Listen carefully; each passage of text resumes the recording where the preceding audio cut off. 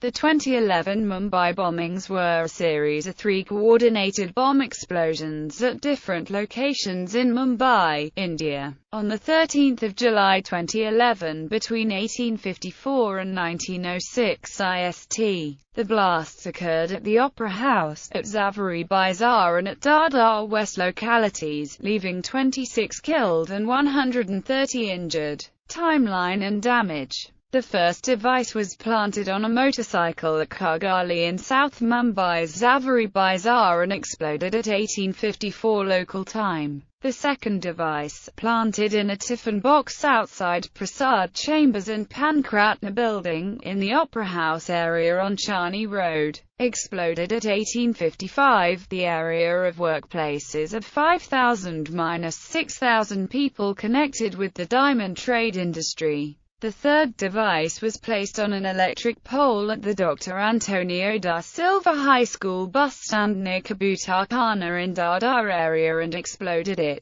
1906. Following the blasts, phone lines were jammed and communications ceased or were available intermittently for at least a few hours. Other metropolitan cities, including Delhi, Chennai, Hyderabad and Bangalore, were also put on high alert. Immediately after the blasts, the Mumbai police sent an SMS to a few mobile phone users in Mumbai reading, "Bomb blasts reported at Zaveri Bazaar, Dadar. Please be careful. Stay indoors. Watch news channels." Most of the injured were rushed to various hospitals in Mumbai, such as JJ Hospital, St. George's Hospital, Haraki Shandis Hospital and GT Hospital. Mumbai has been hit by terrorist incidents at least half a dozen times since the early 1990s, with over 600 people dying in these attacks. In an editorial, The Times of India described the city as having become a hot hunting ground for terror, casualties and compensation. The blasts claimed 26 lives and injured an additional 130 others.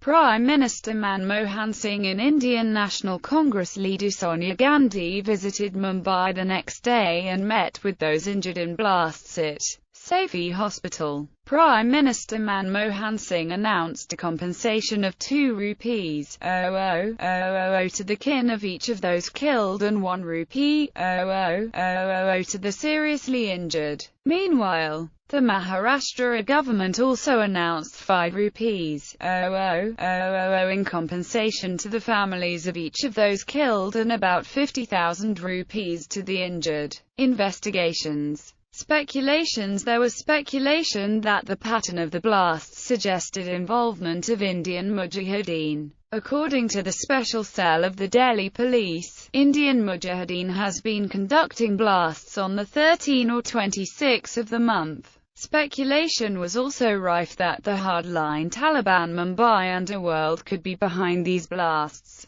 In the light of the killing of journalist Jyotirmoy, as well as the attempted assassination of Dawood Ibrahim's brother, Iqbal Kaskar on 3 May 2011. The day, 13 July, is also observed as Kashmir Martyrs' Day, and there could be a possibility that the attacks were carried out by Kashmiri groups. There is also a view that the attacks could have been plotted by those trying to derail the Indo-Pakistani peace process. The slain midday crime journalist Jyotirmoy had previously reported that a huge cache of 35 detonators, gelatin sticks and large quantity of ammonium nitrate explosives had been seized on 20 May 2011 from Umar Kui and Sailor village in Silvassa. Ammonium nitrate, gelatin and detonators have been used in several bomb blasts in Mumbai previously. The report also mentioned that this cache had gone missing soon after local police took custody. The journalist had also speculated that the cache might be used to trigger terror attacks in the city. There were calls for further investigations into this link to the Mumbai blasts by his employer Midday. Timeline of investigations. The Home Ministry classified the bomb blast as a terrorist act and dispatched a National Investigation Agency team to the bomb site.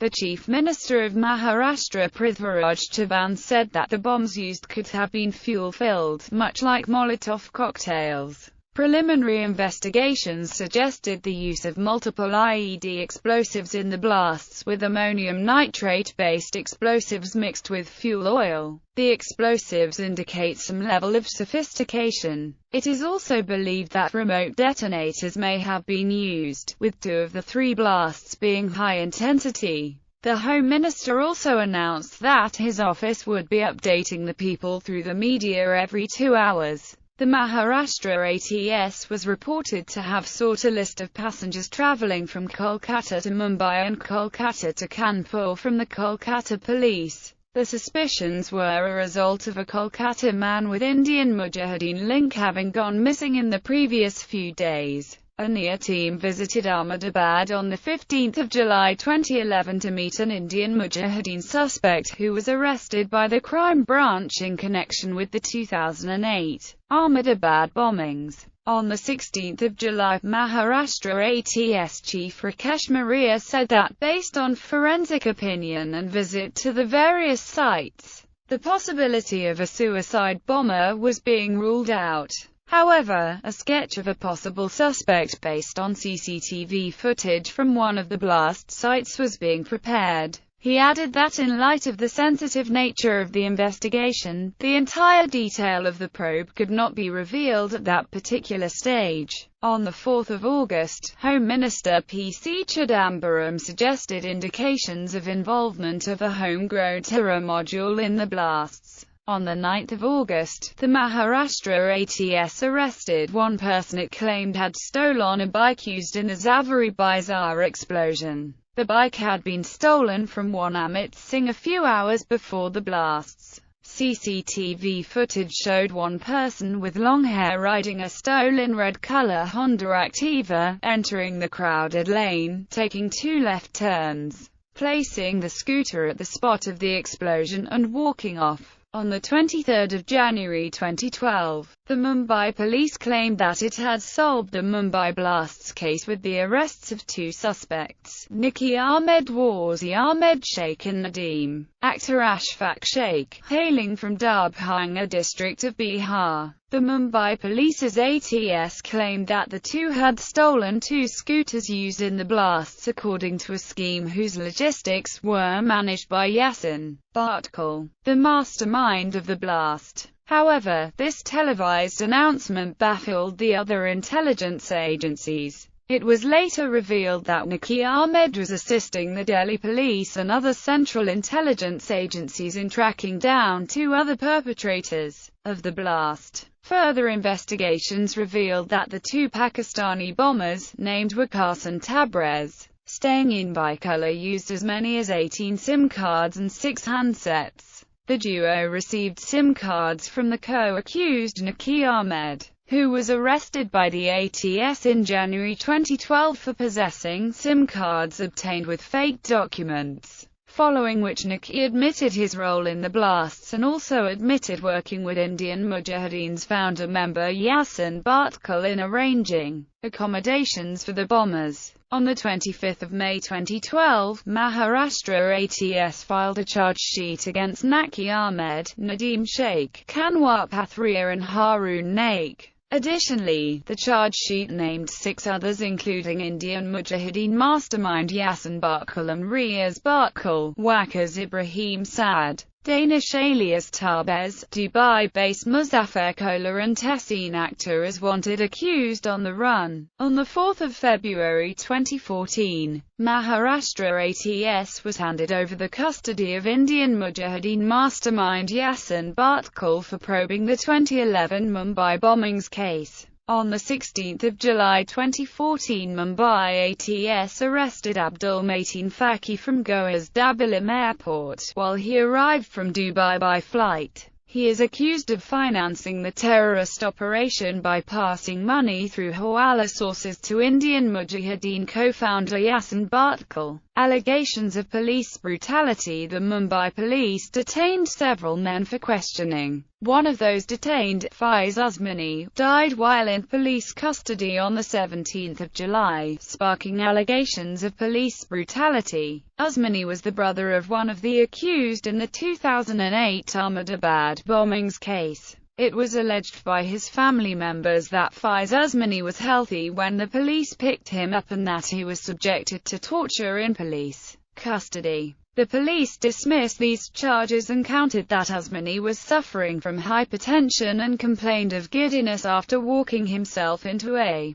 police station. He was admitted to the Lokmanya Tilak Hospital, Sion, Mumbai, following which he died quickly due to blood clots in brain and a heart attack. A SID probe has been ordered into Usman's death. Aftermath. In the wake of the blasts, Boeing announced that the Boeing 787 Dreamliner, which was on its maiden visit to India, would skip the Mumbai leg of the trip. An official said that it would have been insensitive to take the plane to Mumbai at this time when such a tragedy had occurred, and that the decision had also been taken in view of security concerns and so as not to put added pressure to provide extra cover for the aircraft. Chief Minister of Maharashtra Prithviraj Chavan revealed a plan by the Maharashtra government for a future use of satellite phones and the development of a secure communication network so that the administrative functioning is not affected during such crises as a result of network problems. He also reiterated the need to expedite the procurement of police modernization equipment and the installation of CCTV cameras at prominent places in the city. Reactions. Domestic President Pratibha Patil and Vice President Hamid Ansari expressed their shock and condemned the attacks in Mumbai. Indian Prime Minister Manmohan Singh also condemned the bombing, and called on Mumbai citizens to remain calm and show unity. Other politicians, such as Sonia Gandhi,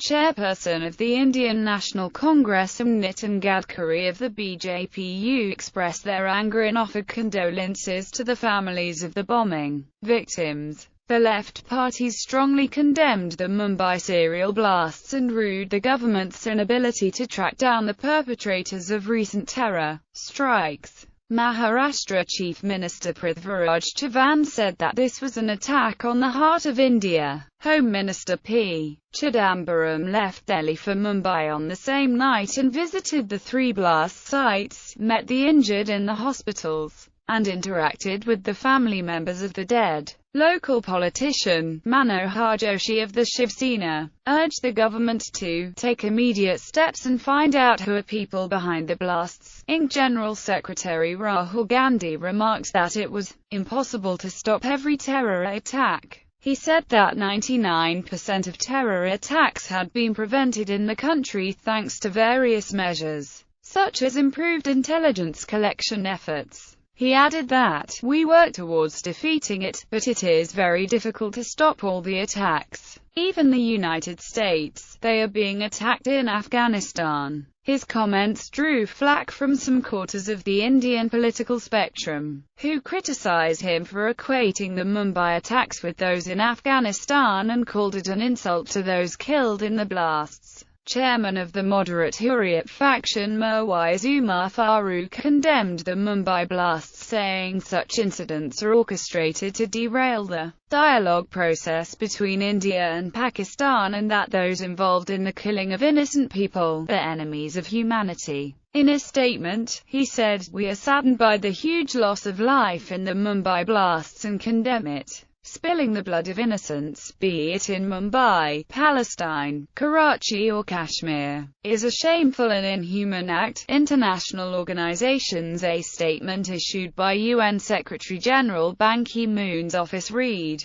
"The Secretary-General condemns the attacks that have killed and injured many in Mumbai," said a statement from his office. "No cause or grievance can justify indiscriminate violence against civilians." The Secretary-General expresses his solidarity with the government and people of India, and extends his sincere condolences to the families of the victims, it added. A statement read by Peter Wittag, Germany's ambassador to the UN and current United Nations Security Council president, declared that the members of the Security Council reaffirmed that terrorism in all its forms and manifestations constitutes one of the most serious threats to international peace and security. and that any acts of terrorism are criminal and unjustifiable, regardless of their motivation, in a deviation from the language used by the Security Council in its condemnations of other such attacks. This press statement did not contain the Security Council's usual admonition to member states that they must ensure that measures taken to combat